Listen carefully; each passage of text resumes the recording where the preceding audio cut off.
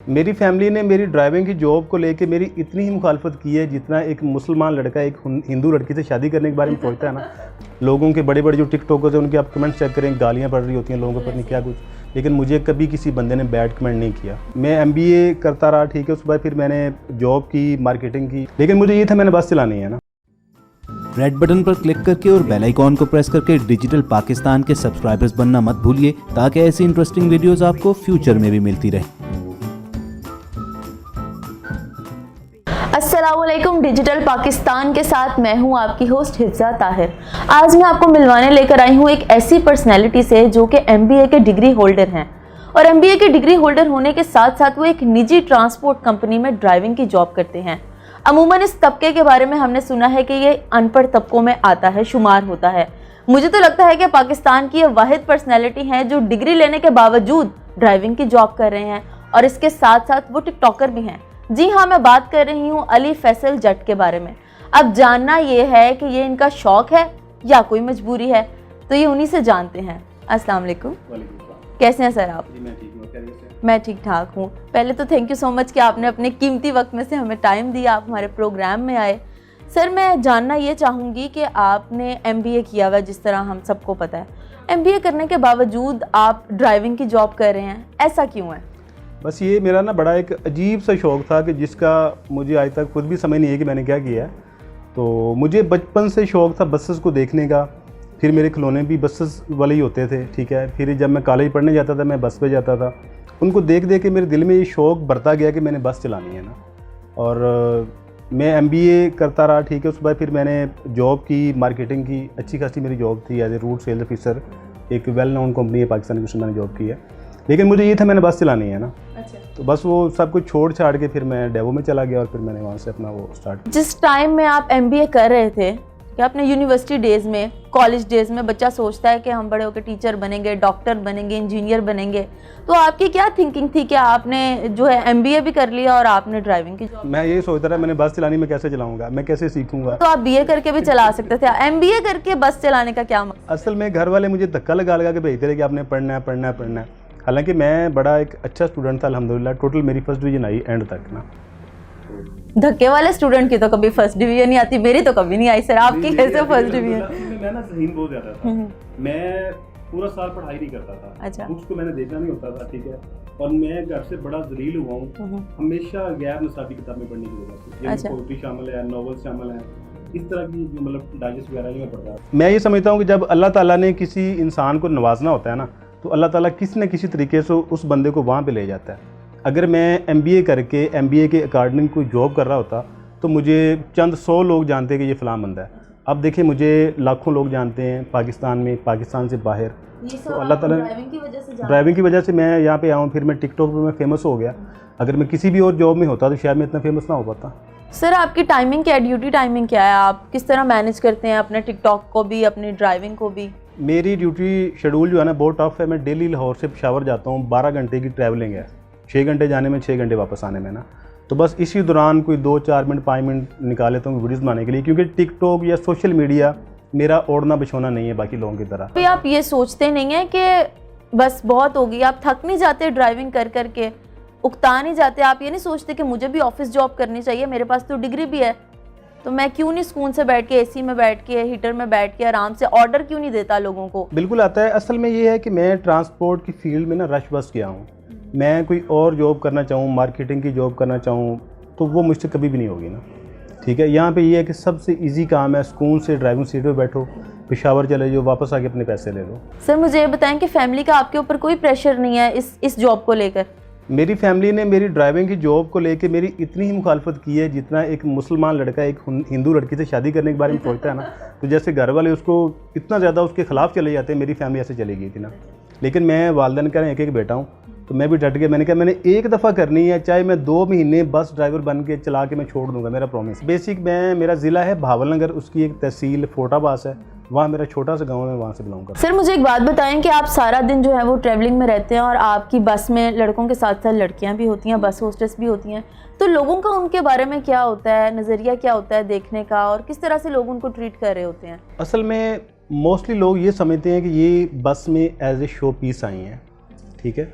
लेकिन उनको ये बात नहीं सोचनी चाहिए, ये जो लड़कियां आम जॉब्स कर रही होती हैं ना, प्राइवेट जॉब, जैसे प्राइवेट स्कूल टीचर्स हैं, बस होस्टेस हैं, या छोटे मोटे शॉपिंग मॉल में जॉब कर रही होती हैं, ये ज़्यादातर वो होती हैं जिनके घर में कमाने वाला कोई नहीं होता, बाप नहीं होता, भाई छोटे होते हैं, तो ये इंतहाई मजबूरी के आलम में निकलती हैं, क्योंकि हम लोग तो डायरेक्ट इनके साथ टाइम गुजारते हैं, हमें पता होता है कि इनकी क्या क्या मजबूरियाँ हैं। बिल्कुल ठीक है। अच्छा सर, जिस तरह आपने बताया कि टिकटॉक पे आप काफ़ी फेमस हैं और हम भी आपको देखते हैं, तो कुछ ऐसे आपके पास जो हैं वो लोग नहीं आते जो आपको कहते हो, बस में कोई सवारियाँ इस तरह की हों जो आपको कहते हो कि आप हमारे साथ वीडियो बनाएं, आप हमारे साथ पिक्चर ले लें, तो कैसा लगता है आपको उस टाइम पे?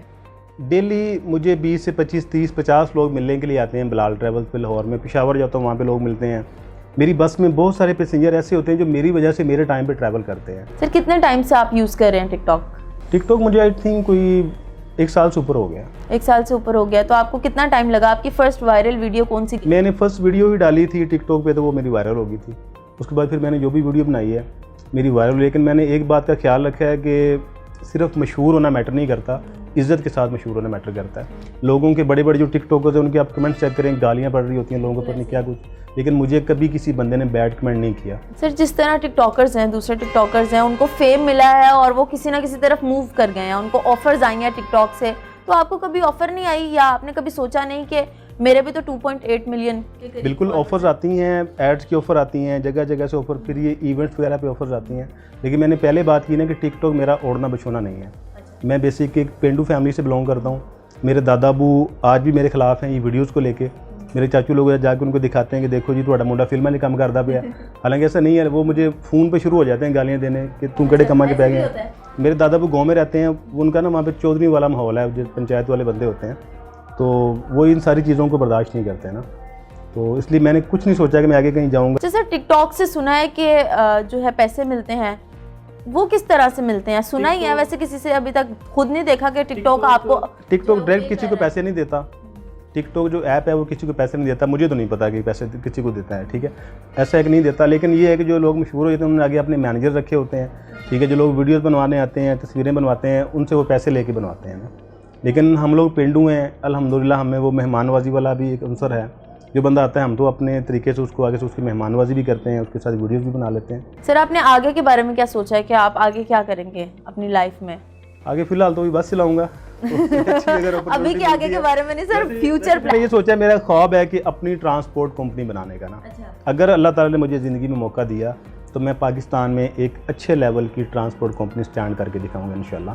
बिलाल ट्रैवल्स मुझे एज ए ब्रांड एम्बेसडर बड़ी अच्छी सैलरी दे रही है अल्हम्दुलिल्लाह। अच्छा सर, वो तो सारी बातें हो गई बिलाल ट्रैवल्स की। अब मुझे ये बताएं कि पाकिस्तान में ऐसे कई नौजवान हैं जो डिग्रीज लेके घरों में बैठे हुए हैं, मायूस हो गए हैं कि हमें अच्छी जॉब्स नहीं मिल रही, हम क्या करें।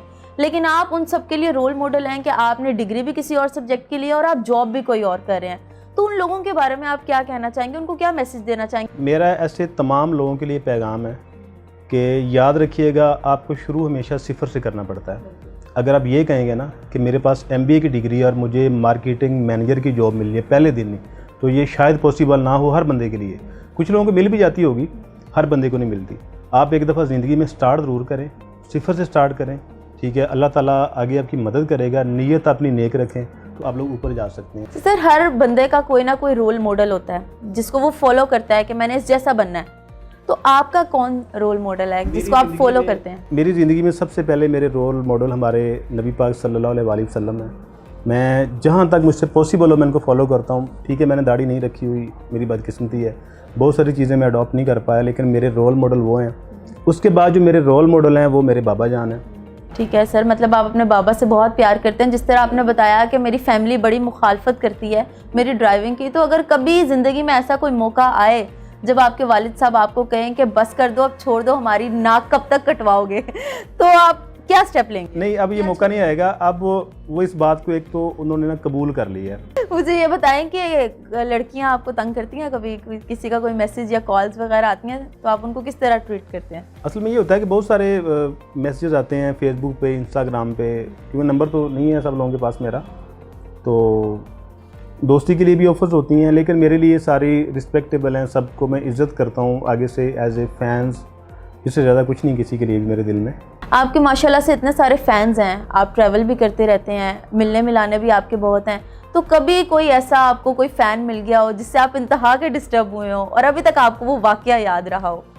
पहली बात तो ये है कि मैं इंतहा की हद तक कोशिश करता हूँ कि मेरे किसी फ़ैन का मेरी वजह से दिल ना दुखे ना। जो बंदा मुझसे मिलने के लिए आता है, चाहे मेरे पास टाइम हो ना हो, मैं उसको आगे से उसको सेलिब्रेट करने की कोशिश करता हूँ, उसके साथ सेल्फी बनवाना, तस्वीर बनवाना मैं करता हूँ, ठीक है। बाज़ का ऐसा होता है कि बंदे के पास टाइम नहीं होता, डिपार्चर टाइम हो जाता है, गाड़ी निकल रही होती है, कुछ लोग उस वक्त में आते हैं कि नहीं जी आप नीचे हमारे साथ वीडियो बनाए ना, थोड़ा उस टाइम थोड़ा सा अजीब लगता है, लेकिन असल में उन लोगों को ना इतनी समझ इस बात की नहीं होती कि यार इस बंदे की मजबूरी है। तो बाकी मेरे दिल में तो मेरे फैंस के लिए शदीद तरीन मोहब्बत है, तो मैं उनसे कभी भी इरिटेट नहीं होता। कभी गुस्सा नहीं आया आपको नहीं, किसी मुझे फैन कभी के नहीं ऊपर? आया। मैं अल्लाह ताला का शुक्र अदा करता हूँ कि इन लोगों की वजह से मैं फेमस हूँ। अगर मैं उनको ही आगे दिल में बुरा भला कहूँगा तो मुनासिब नहीं होगा। Thank you so much sir for your time.